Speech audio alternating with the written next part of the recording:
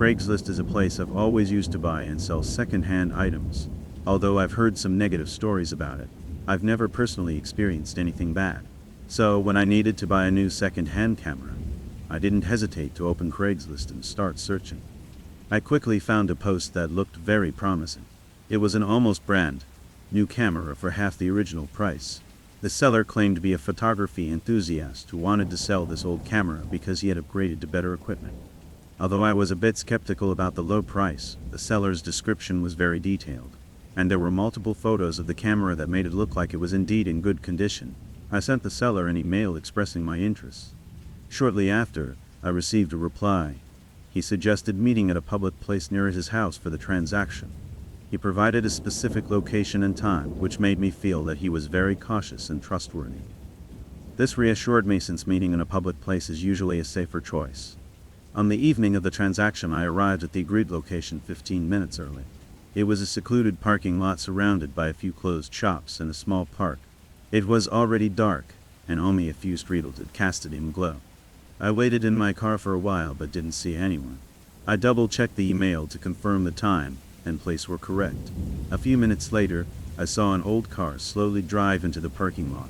The car stopped not far from me, and a man got out, walking towards me. He looked about 40 years old, dressed casually, and carried a small bag. I got out to meet him and introduced myself. He took the camera out of the bag. The camera indeed looked the same as in the photos, and seemed to be in good condition. We didn't talk much. He simply showed me some of the camera's features, and I handed him the money.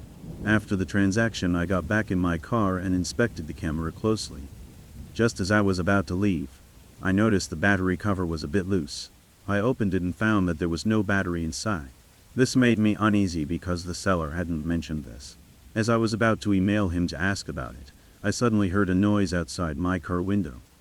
I looked up to see the man standing right by my car, his face pressed against the window with a sinister look in his eyes.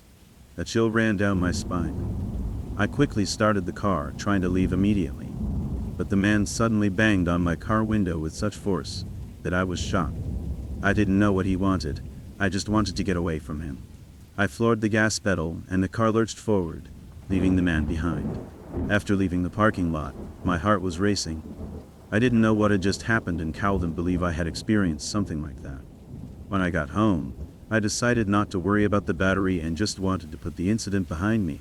In the following days, I tried to calm myself, but the man's sinister eyes kept haunting me. To give myself peace of mind, I decided never to use Craigslist again. However, my nightmare was just beginning. One night, as I was getting ready for bed, I suddenly heard noise outside my door. I live in a quiet neighborhood where there's usually no sound at night. I carefully walked to the window, pulled the curtain back a bit, and peeked outside. I saw that man standing at my doorstep, still holding that small bag. My heart started racing and my whole body stiffened, not knowing what to do. I didn't dare make a sound, just held my breath and prayed he wouldn't notice I was watching him. After a while, he seemed to give up and turned to leave. I let out a sigh of relief, but the experience kept me awake all night. The next day, I decided to call the police, but there wasn't much they could do. They said without an actual threat or evidence, they couldn't take action. I felt helpless and could only try to enhance my self-protection and stay alert. A few days later, I found a note at my doorstep that read, "You took something that doesn't belong to you." My hand trembled slightly as I held the note, feeling a chill run down my spine. What was the real story behind that camera? Why was he so persistent? I tried to sell or throw away the camera, but every time I picked it up, I felt a sense of dread. In the end, I decided to lock the camera in a storage cabinet and not touch it again. This story illustrates the potential dangers of transactions on Craigslist and emphasizes the importance of staying vigilant and cautious. I hope this experience can remind people to be more careful when using online platforms for transactions. After graduating from college, I faced an important turning point in my life. With my studies behind me, I needed to find a temporary place to settle down and start looking for an ideal job. Due to the high rent prices for apartments, I could only look for houses offering rooms for rent. Living in someone else's house would be somewhat inconvenient, but I had no other choice financially. A friend suggested I try using Craigslist. Although I had heard some negative stories, I decided to give it a chance since it was hard to find single rooms for rent on other websites. So I began browsing various rental ads. The first few days were not smooth. Most of my requests went unanswered, and those who did respond either told me the room was already rented out, or simply apologized. I started to feel a bit discouraged until one Saturday morning, I saw a new room rental ad on Craigslist. The ad described a large house in the suburbs with a spare bedroom for rent at a low price. The room also had a private bathroom and closet. The person who posted the ad was named Michael, and he mentioned in the description that he was a quiet professional looking for a similarly quiet roommate. This sounded perfect for me, so I immediately sent an email expressing my interest. Shortly after, Michael replied, inviting me to view the house that afternoon. I was thrilled, thinking I had finally found a suitable place. That afternoon, after work, I drove to Michael's house. It was about a 20-minute drive located in a quiet neighborhood. When I arrived, I found the house to be very tidy on the outside, looking like a typical medium-sized suburban home. I parked my car, walked to the door, and knocked lightly. After a while, a man in his 40s opened the door. He was Michael. He looked a bit tired and had a faint smell of sweat, but he wore a friendly smile and invited me in. Michael showed me around the first floor, including the kitchen and living room. He explained that he rarely used these common areas' busy work schedule, so I wouldn't have to worry about being disturbed. However, the state of the rooms made me uneasy. The kitchen sink was full of dirty dishes, and the living room couch was stained. The whole place was quite messy. Despite my unease, I decided to continue and see my room. Michael led me to the staircase and gestured for me to go up first. I felt a strange sense of discomfort but followed his direction and walked upstairs. At the end of the hallway, I approached the room that was supposed to be mine. Just then, I heard a faint noise from inside the room, like something falling to the floor. I glanced back at Michael, who was standing at the bottom of the stairs with a now rigid smile. My feeling of unease grew stronger, but I still opened the door. The room was clean and tidy, just as described in the ad, with a bed, a desk, and a large wardrobe. However, the sense of unease lingered.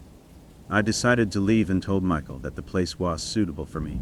As I descended the stairs, Michael blocked most of the exit with his body. I tried to stay calm and explained that I was interested in renting the room. Michael seemed unhappy, but he forced a smile and stepped aside. I quickly walked past him and out the door, feeling a wave of relief. Back in my car, my heart was racing, and I couldn't believe what I had just experienced. I drove away from the neighborhood, deciding never to look for housing on Craigslist again. A few hours later, I checked Craigslist again and found that the room rental ad had been removed. In the following days, I kept replaying the events of that day in my mind, with an unsettling feeling that wouldn't go away. I started to worry about who Michael and his friend really were and what was going on in that room. A few days later, I found a note at my door that read, "You shouldn't have come here." The message sent chills down my spine. I couldn't understand why Michael would find my address, but it was clearly a threat. I decided to call the police, but they didn't respond much to the limited information I provided. They just advised me to stay vigilant and record any suspicious activity. Feeling helpless, I took measures to protect myself. For safety reasons, I changed my daily routines and tried to avoid appearing at fixed times and places. Every night I felt a strange fear, as if someone was watching me in the dark.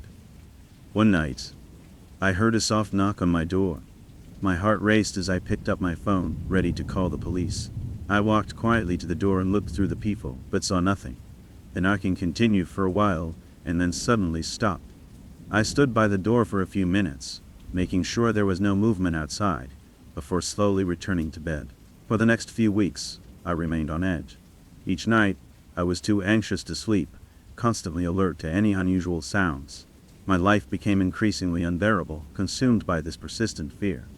One day, I decided to visit the house I had originally planned to rent, hoping to find some answers. When I got there, I saw a for sale sign, and the house looked vacant. I asked the neighbors and learned that the house had been the site of a terrible incident a few months ago.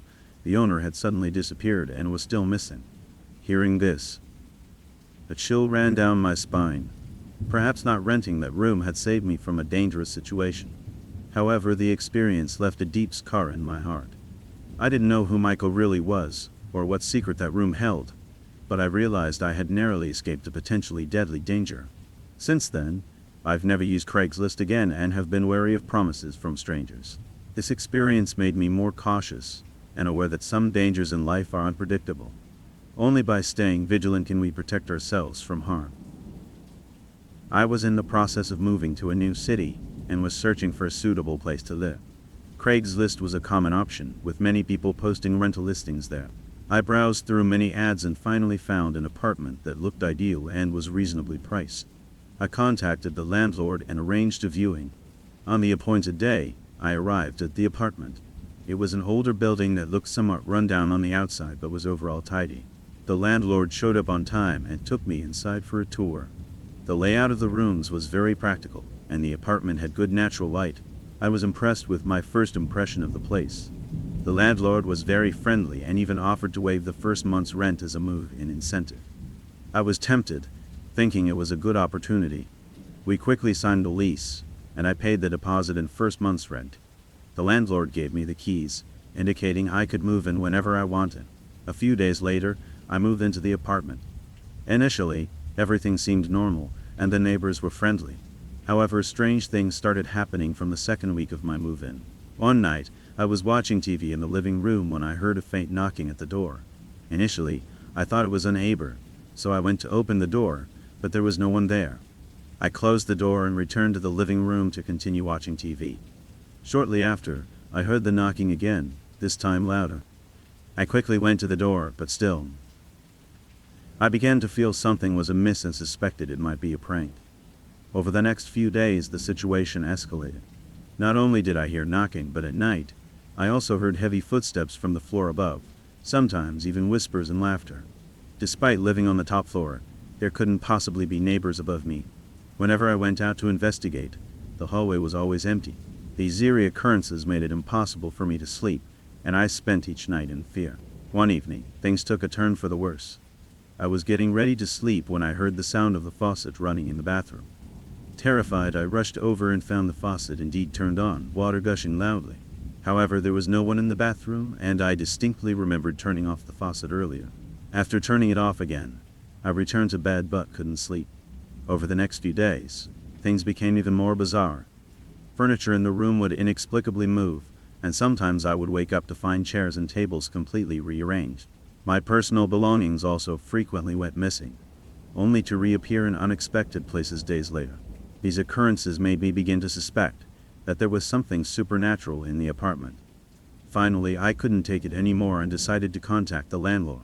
However, when I dialed the landlord's number, I discovered that the number didn't exist. A sense of dread washed over me, and I began to suspect that I had been deceived. I decided to ask the neighbors about the apartment. Their reactions shocked me. They told me that there had been a murder, suicide in the apartment, and since then, it had remained vacant as no one dared to live there. Hearing this, I froze, feeling as if I had been doused in cold water. I realized that I might have encountered inexplicable paranormal events. I immediately decided to move out, hastily packing my belongings and leaving the apartment behind. During the moving process, I always felt like there were eyes watching me, sending shivers down my spine. I quickly packed up and left that place behind,